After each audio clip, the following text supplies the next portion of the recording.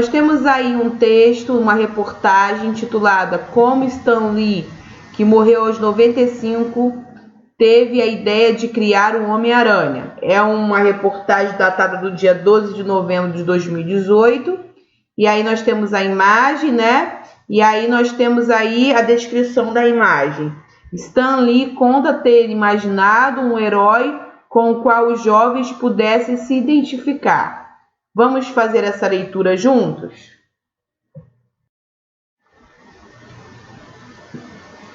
Aí nós temos aí o subtítulo, né? Seus heróis tinham poderes extraordinários, mas também dores de cabeça do dia a dia. O homem por trás dos roteiros fantásticos, com pitadas de realidade, uma fórmula revolucionária no mundo dos quadrinhos, foi o americano Stan Lee, que morreu nesta segunda-feira aos 95 anos. Hulk, o Homem de Ferro, o Demolidor e o Quarteto Fantástico foram alguns dos frutos de sua imaginação fértil e carreira prolífica. Em 2012, durante entrevista à BBC, Lee deu uma amostra de seu processo criativo ao contar como nasceu o Homem-Aranha, um ícone da cultura pop. Eu estava sentado, tentando pensar em uma ideia e vi uma mosca se arrastando na parede. Pensei, caramba, não seria legal se tivesse um herói que pudesse se movimentar pelas paredes como uma mosca? Lembrou Lee. Convencido dos atributos do herói em gestação, o artista precisava então batizá-lo. Pensei em Homem Voador, mas não sou dramático o suficiente. Homem-Inseto? Não. Fiz uma lista e então cheguei a Homem-Aranha. De alguma forma, assim soou um pouco mais amedrontador, mais impressionante. Queria que ele fosse um adolescente, um cara diferente, não coadjuvante. Ele seria o herói. Percebi que não o deixaria muito bonito, não tão bem sucedido com as garotas. Ele não tem muito dinheiro, na verdade, ele não tem dinheiro suficiente. É um órfão que vive com seus tios. Queria que a garotada pudesse se identificar com ele. Existe mais uma imagem e a descrição da imagem ao lado. Eu estava sentado, tentando pensar em uma ideia e vi uma mosca se arrastando na parede, contou Lee à BBC sobre a origem do Homem-Aranha. Logo, o nerd Peter Parker foi transformado e ganhou poderes que o faziam se arrastar pelos arranha-céus de Nova York. Mas isso não fez desaparecer como mágica os seus obstáculos em casa ou com as namoradas. Só porque ele é um herói e tem superpoderes, não significa que não tenha problemas, disse Stan Lee à BBC. Mas afinal, quais foram as dores e as delícias da biografia de Lee, o pai de Hulk e do Homem-Aranha? Talento precoce, projeto autoral tardio. Notem vocês que existe um outro título. Nascido em 1922 em Nova York, filho de imigrantes judeus com origem na Romênia, Stan Lieberman conseguiu jovem um emprego na Timely Publication, uma empresa no ramo editorial de propriedade de um parente e que capítulos depois se tornaria a Marvel Comics. Ele foi designado para o setor de quadrinhos e, graças a seu talento, foi alçado ao cargo de editor aos 18 anos. Por mais de 20 anos, ele trabalhou com histórias de crime, tramas no faroeste e qualquer outro formato que pudesse saciar o apetite de jovens leitores. Palavras com mais de 2 sílabas foram desencorajadas. Personagens só podiam ser bons ou ruins. Era preto no branco, sem tons de cinza. Lieberman se via tão envergonhado por o que estava escrevendo que se recusava a colocar o nome real na autoria dos trabalhos. Ele assumiu seu nome bobo, Stan Lee, que posteriormente seria sua assinatura oficial. Quando tinha 40 anos, Lee decidiu que era velho demais para o mundo dos quadrinhos. Sua esposa, Joan, sugeriu que ele não tinha nada a perder e deveria escrever histórias que ele realmente queria criar. Depois que a rival DC Comics surgiu com um time composto por Batman, Super-Homem e Mulher Maravilha, a Timely precisava reagir. A resposta de Lee em 1961 foi o Quarteto Fantástico, uma equipe de astronautas que ganhou poderes após ser bombardeada com raios cósmicos. Eles mudariam a vida de Lee e a indústria dos quadrinhos para sempre. As cartas de fãs apareceram e começaram a se amontoar.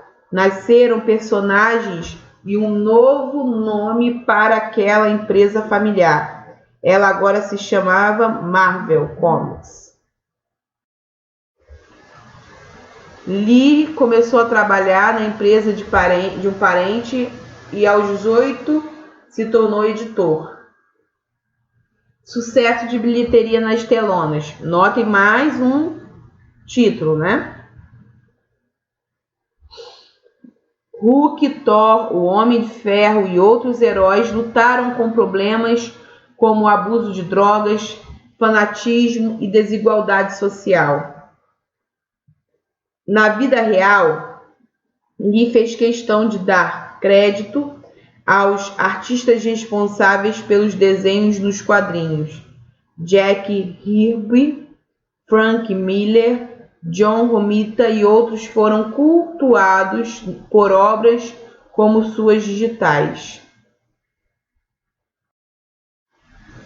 No auge, a Marvel vendia 50 milhões de cópias por ano, até se aposentar da edição em 1971. Lee escreveu todos os textos das capas da empresa. Em 1999, sua empresa Stan Lee foi criada com o objetivo de conjugar os quadrinhos com a internet. Deu incrivelmente errado. Lee foi à falência e seu sócio foi preso por fraude. Em 2001, porém, ele começou uma nova empresa chamada Paul Entertainment, que passou a produzir filmes e programas de TV. Suas criações de décadas estão tinindo em poder nas telonas. X-Men, Hulk, Homem de Ferro e o Quarteto Fantástico ganharam tratamento hollywoodiano. O Homem-Aranha protagonizou um grande sucesso de bilheteria, com o original de 2002 e sua sequência de 2004, arrecadando quase 1,6 bilhões de dólares em vendas de ingresso em todo o mundo. Mais recentemente, os 3 filmes do Capitão América, estrelados por Chris Evans, arrecadaram 2,24 bilhões nas bilheterias mundiais. O Homem de Ferro, representado por Robert Downey Jr., conseguiu 2,4 bilhões.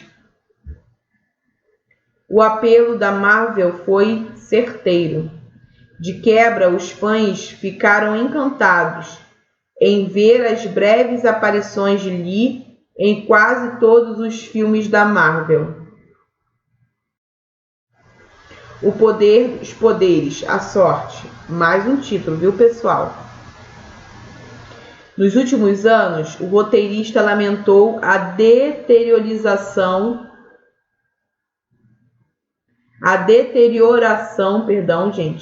da visão, o que o impedia de ler os gibis com os quais fez seu nome.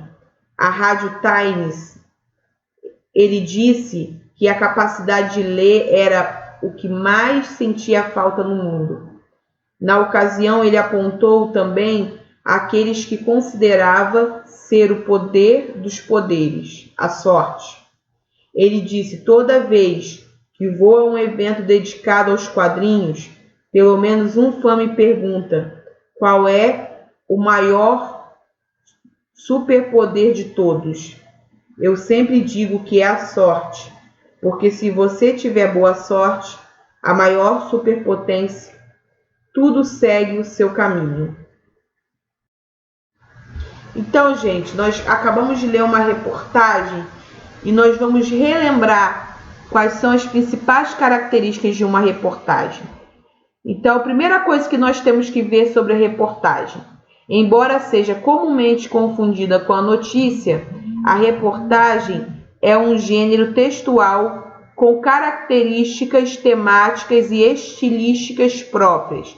Então, é um gênero que tem as suas características próprias e algumas coisas que vão se diferenciar da notícia, conforme nós vimos na última aula. Como fazer uma reportagem? Ou seja, o que tem que ter uma reportagem?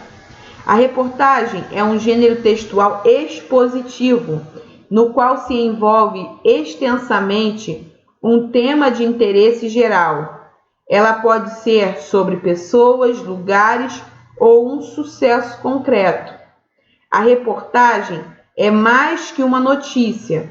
Não só verifica os fatos, como apresenta suas causas e seus efeitos, a origem dos acontecimentos, ocupando assim, muitas vezes, páginas inteiras de jornais ou revistas.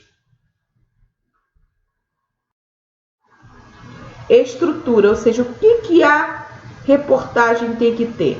Primeiro, a manchete, que seria a frase principal, uma frase curta que teria a função de como se fosse um título, tá? Compõe-se de frases curtas e objetivas, apresenta-se em letras de maior destaque, visando despertar o interesse do leitor para o que se quer comunicar. Título auxiliar seria uma frase um pouco maior, que vem logo abaixo da manchete. Complementa o título principal, isto é, a manchete, com o objetivo de aumentar o interesse do leitor pelo conteúdo da notícia ou reportagem. Lead constitui o primeiro parágrafo, que apresenta de forma resumida aspectos relevantes da informação sobre a qual a reportagem ou notícia versa, respondendo a questões como o que, quem, quando, como, onde, por quê. Então, a lead, gente, normalmente é o primeiro parágrafo. Às vezes ele vem marcado por um quadradinho no início, mas ele vai basicamente trazer um breve resumo sobre o que vai ser tratado na reportagem. Corpo da reportagem.